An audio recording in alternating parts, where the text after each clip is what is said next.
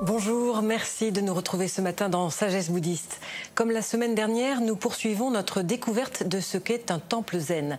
Dimanche dernier, nous avions vu comment les dojos avaient été fondés en Occident et quelle vie on y menait. Aujourd'hui, nous allons nous intéresser aux 3 esprits qui animent le responsable d'un temple zen. L'esprit vaste, l'esprit de la grand-mère et l'esprit joyeux. Que signifie-t-il? Comment y parvenir et comment les conjuguer? Pour en parler, nous retrouvons avec plaisir notre invitée Jiko Simone Wolf. Bonjour. Bonjour. Vous êtes nonne suisse. Vous avez suivi les enseignements de maître Deshimaru en France avant de recevoir la transmission au Japon. Vous avez fondé un centre zazen, puis un temple zen. C'était il y a 5 ans. Près de la Chaux-de-Fonds en Suisse, le temple Kosetsuji, dont nous parlions la semaine dernière. Merci de répondre à nos questions encore ce dimanche avec nous. Alors, les 3 esprits qui animent le responsable d'un temple zen, c'est Maître Dogen, qui au XIIIe siècle en a parlé. Est-ce que vous pouvez nous expliquer un petit peu le contexte? Oui, Maître Dogen, là nous sommes en 1237, au retour de Chine à peu près de Maître Dogen, et il écrit un texte à la mémoire de la première rencontre qu'il fit en Chine, sa rencontre avec un vieux moine, Tenzo. Tenzo signifie cuisinier du temple. Et le vieux moine fait sécher des champignons. Maître Dogen est impressionné. Il lui dit « Mais qu'est-ce que vous faites? Vous devriez être au temple en train d'étudier les textes, de lire les sutras. » Et le moine le regarde et lui dit « Mais mon jeune ami, les autres ne sont pas moi, je ne suis pas les autres. J'ai la tâche de préparer le repas pour les moines. » Et Dogen est bouleversé par cette première rencontre. Donc, à sa mémoire, il écrit un texte qu'il appelle le Tenzo Kyokun, qui est un texte universel, puisque pas réservé à la vie monastique, mais avec des enseignements dont chacun peut questionner sa vie, des enseignements pour la vie de chacun. Et il va parler de ces 3 esprits qui animent bien évidemment pas seulement les responsables du temple, mais qui sont les esprits qui sont cultivés, qu'on nourrit, qu'on développe dans la pratique du zen. Est-ce que ces esprits sont toujours ensemble? Est-ce qu'ils sont progressifs ou est-ce qu'ils sont simultanés?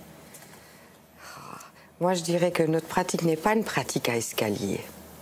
La base de toute pratique religieuse, et ce qu'on peut, et ça c'est le Tenzo Kyokun, le texte de Dogen, c'est la gratuité, ce que Maître Deshimaru appelait Mushotoku. C'est la base de toute la pratique, sans but, sans profit. Donc, on va retrouver ces 3 esprits qui nous habitent, qui font partie de notre humanité, ou de notre véritable nature.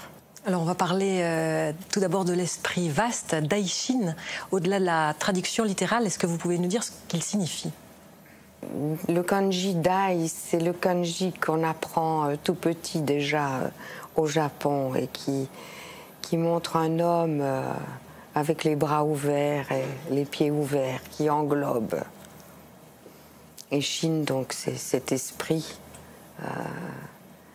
vaste qui englobe toute chose.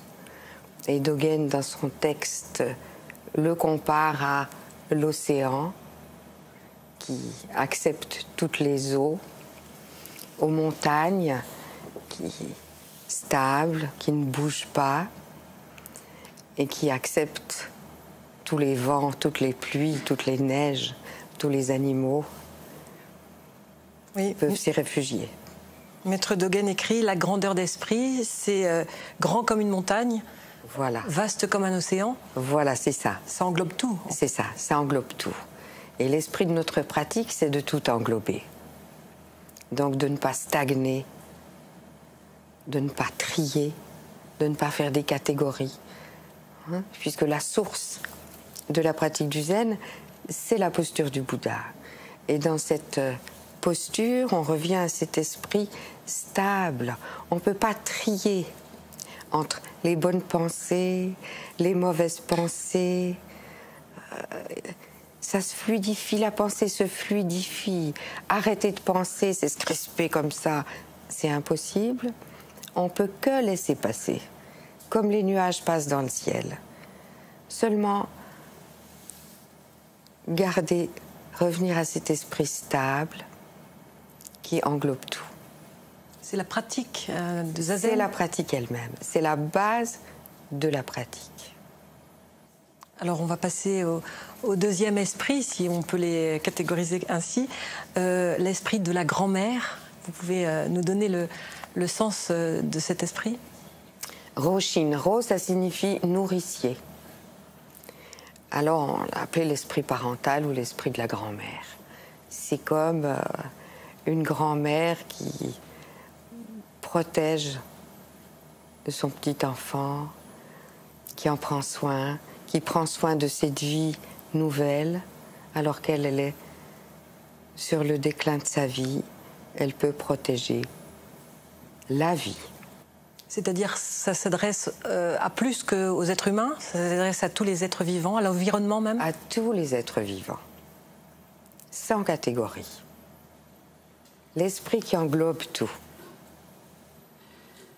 L'esprit de la grand-mère, c'est, est-ce qu'on peut le comparer à de la bienveillance ou la compassion? À la bienveillance, à la compassion, à l'amour, l'amour universel. Il y a plein de mots pour exprimer.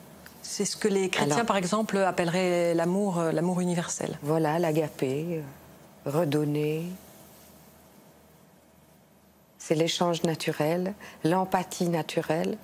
Alors c'est un esprit inné, vous le disiez, mais comment s'acquiert-il finalement? Comment le travailler?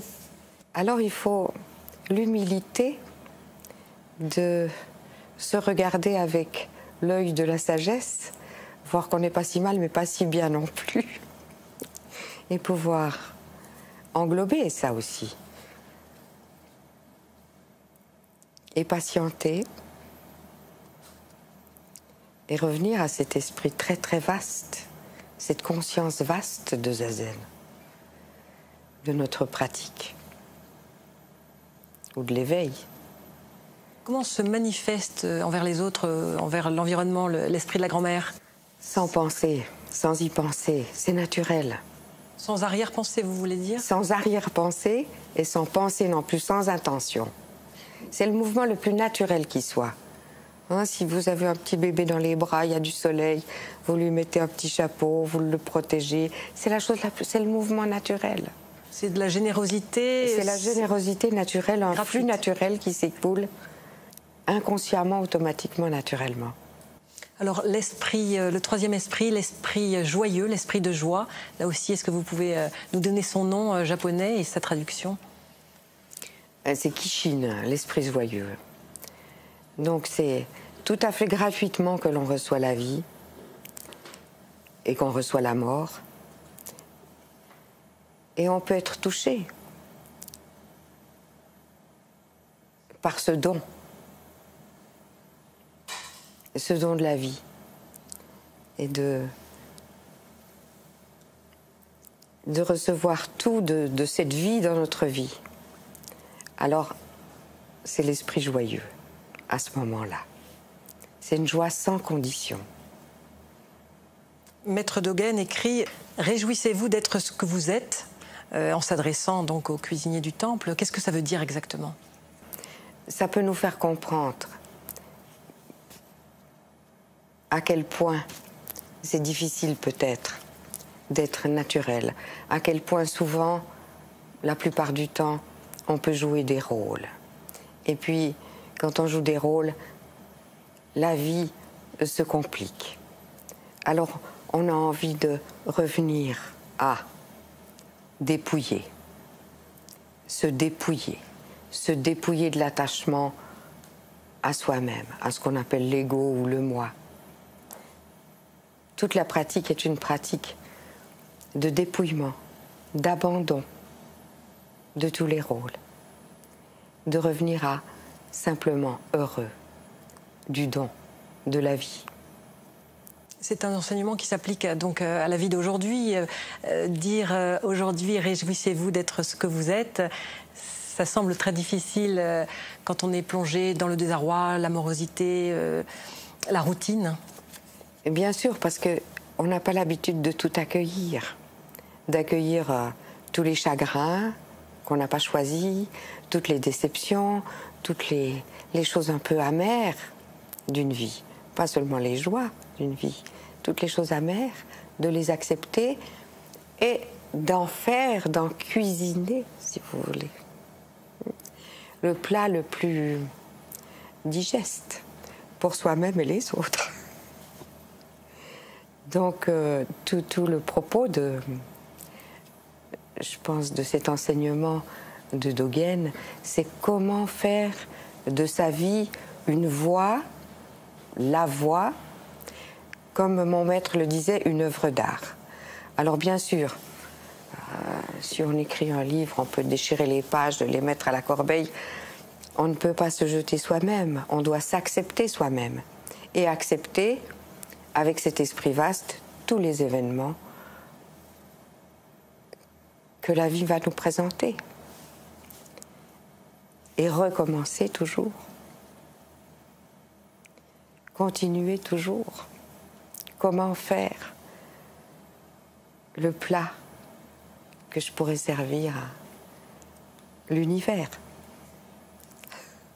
Là aussi, c'est la pratique qui permet d'arriver à l'esprit joyeux, l'esprit de joie. Bien sûr, c'est revenir à l'inexplicable. En revenant avant que je puisse créer la dualité. Donc à la naissance elle-même, à la vie elle-même. Alors, c'est Sanshin, hein, ces trois esprits. Ces trois esprits. Est-ce qu'ils sont simultanés? Est-ce qu'on en est imprégné par la pratique, oui, à la fois un peu des trois? Oui, oui. Dès qu'on renonce dans la pratique, que s'abandonne, parce que c'est pas par la volonté personnelle, s'abandonne la colère, l'avidité, l'ignorance, donc l'ignorance, l'attachement à une idée d'un moi fixe, à ce moment-là, peuvent s'écouler ces trois esprits.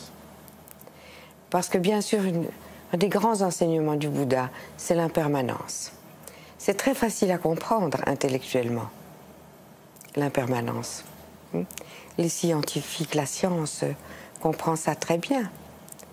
Quand il s'agit de l'attachement à nous-mêmes, à l'idée d'un soi, justement, c'est beaucoup plus difficile.